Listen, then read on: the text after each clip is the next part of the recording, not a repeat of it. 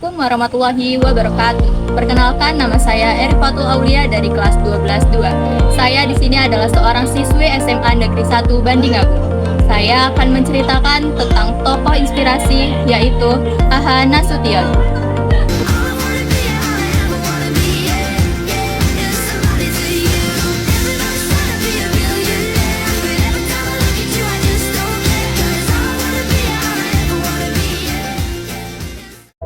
Aha Nasution memiliki nama lengkap Abdul Haris Nasution.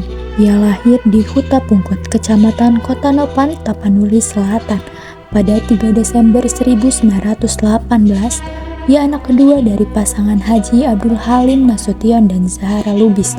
Pada 1932, Nasution menyelesaikan studinya di Honles Inline School, Kota Nopan, dan melanjutkan studinya di Sekolah Praja Hofden School atau Sekolah Pamong Praja di Bukit Tinggi. Kemudian pada 1935, Nasution melanjutkan pendidikannya di Honles Inline Quick School, yaitu sekolah guru menengah di Bandung. Selanjutnya, ia mengikuti ujian Algemene Middelbare School B di Jakarta pada 1938. Ia mendapatkan 2 ijazah sekaligus. Setelah menyelesaikan studinya, Nasution kemudian menjadi guru di Bengkulu dan Palembang. Namun ternyata profesi guru kurang cocok untuknya. Akhirnya, ia mulai tertarik di bidang militer dan mengikuti pendidikan Corps of Leading Reserve Officers atau KORO, KNIL atau Korps Pendidikan Perwira Cadangan di Bandung pada 1940 sampai 1942. Riwayat kepangkatan dan jabatan pada tahun 1942 sampai 1949. Setelah studi militernya selesai, Nasution diangkat menjadi Vandering atau pembantu letnan calon perwira dan ditempatkan di Batalion 3 Surabaya. Tempatnya di Kabalen saat terjadi Perang Dunia Kedua. Batalion 3 ditugasi untuk mempertahankan pelabuhan Tanjung Perak ketika tentara Jepang menduduki Hindia Belanda pada 1942.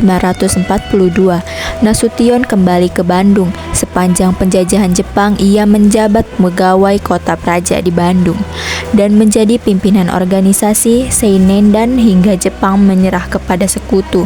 Sesudah proklamasi kemerdekaan Indonesia 17 Agustus 1945, Aha Nasution aktif dalam kepemimpinan pemuda dan menjadi penasehat Badan Keamanan Rakyat atau BKR di Bandung. Pada 5 Oktober 1945, Tentara Keamanan Rakyat dibentuk dan Aha Nasution memulai dengan pangkat dan jabatan yang tinggi di sini.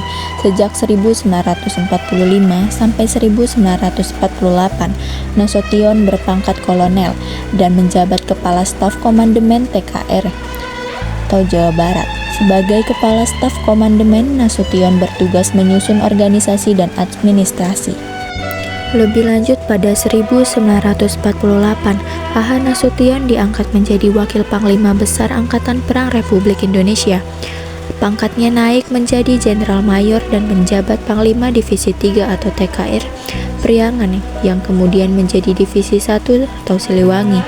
Namun akibat pelaksanaan reorganisasi dan rasionalisasi atau RERA pada 1948, pangkatnya diturunkan menjadi kolonel dan menjabat sebagai Kepala Staf Operasi Markas Besar Tentara. Selain itu, Aha Nasution bertugas sebagai Panglima Tentara dan Teritorium de Jawa. Setelah Perang Kemerdekaan berakhir pada 10 Desember 1949, Nasution diangkat menjadi Kepala Staf Angkatan Darat dengan berpangkat kolonel. Pada tahun 1952 sampai 1962. Selanjutnya, pada 17 Oktober 1952, terjadi sebuah demonstrasi massa yang menuntut pembubaran DPR di Jakarta. Kemudian itu dikenal dengan peristiwa 17 Oktober 1952. Peristiwa ini terjadi karena perbedaan pendapat antara Angkatan Darat dan DPR. DPR dianggap terlalu jauh mencampuri masalah internal Angkatan Darat. Akibat peristiwa itu, A. Nasution dan sejumlah perwira lain dibebaskan dari jabatannya. Selama tidak mempunyai jabatan, ia aktif menulis buku dan membentuk partai politik Ikatan Pendukung Kemerdekaan Indonesia. Anggota IPKI mayoritas adalah perwira yang dibebaskan dari masa jabatannya akibat peristiwa 17 Oktober 1952. Setelah rekonsiliasi antar perwira yang pro dan kontra terhadap peristiwa 17 Oktober 1952, Nasution dicalonkan lagi menjadi Kepala Staf TNI Angkatan Darat. Pada 7 November 1955, Nasution dilantik lagi sebagai KSAD dan pangkatnya naik menjadi Jenderal Mayor. Saat diberitakan bahwa negara dalam keadaan bahaya lewat Undang-Undang Keadaan Bahaya pada Juli 1957, Nasution juga diangkat menjadi Ketua Gabungan Kepala Staf Angkatan Perang. Ia juga menjabat Penguasa Perang Pusat dan diangkat menjadi anggota ex-office Dewan Nasional dan anggota Panitia 7 dalam rangka penyelesaian masalah di daerah. Setelah reorganisasi Angkatan Darat pada 1958, Nasution diangkat menjadi Menteri Keamanan Nasional dan berpangkat Letnan Jenderal hingga Indonesia kembali ke UUD 1945 dan lahirnya demokrasi terpimpin. Periode demokrasi terpimpin tahun 1962, Nasution diangkat menjadi Menteri Koordinator atau Menko Pertahanan Keamanan atau Kepala Staf Angkatan Bersenjata dengan pangkat Jenderal penuh atau 4 bintang. Hingga akhirnya pada awal Orde Baru, Nasution dipilih menjadi Ketua Majelis Permusyawaratan Rakyat sementara. A. Nasution kemudian menikah dengan Johanna Sunarti yang merupakan putri kedua dari R.P. Gondokusumo, aktif Partai Indonesia Raya atau Parindra. Sejak muda, Nasution gemar bermain tenis. Pasangan itu berkenalan dan jatuh cinta di lapangan tenis yaitu di Bandung sebelum menjalin ikatan pernikahan. Pasangan ini dikaruniai 2 putri, namun salah satunya wafat yakni Ade Irma Nasution ketika G30 SPKI meletus.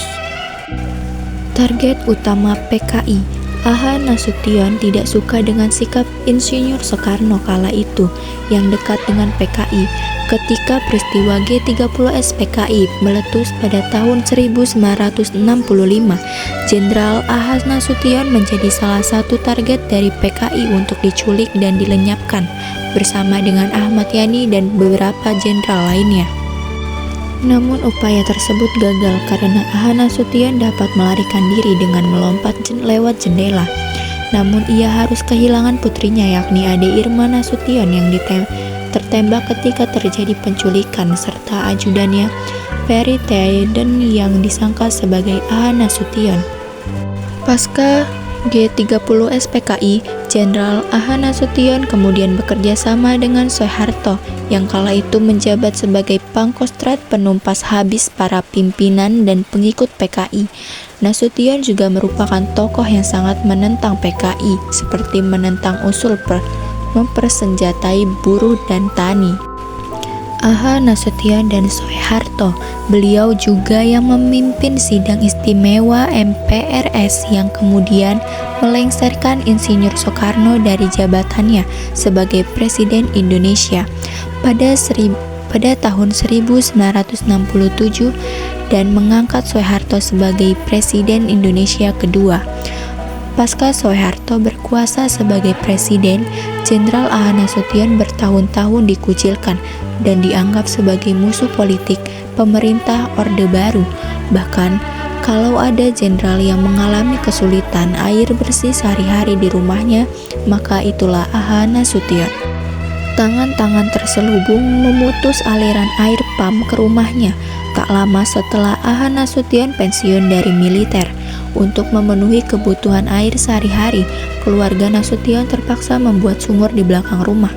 Usai tugas memimpin MPRS tahun 1972, Jenderal besar yang pernah 13 tahun duduk di posisi kunci TNI ini tersisih dari panggung kekuasaan. Ia lalu menyibukkan diri menulis memoir sampai pertengahan 1986. 5 dari 7 jilid memoir perjuangan A.H. Nasution telah beredar. Kelima memoirnya, Kenangan Masa Muda, Kenangan Masa Gerilya, Memenuhi Panggilan Tugas, Masa Pancaroba, dan Masa Orla.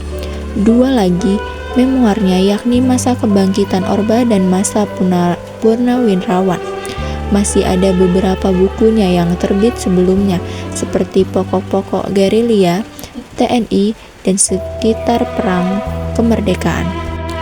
Jenderal Besar Abdul Haris Nasution menghembuskan nafas terakhirnya di Rumah Sakit Gatot Subroto tanggal 6 September di tahun 2000.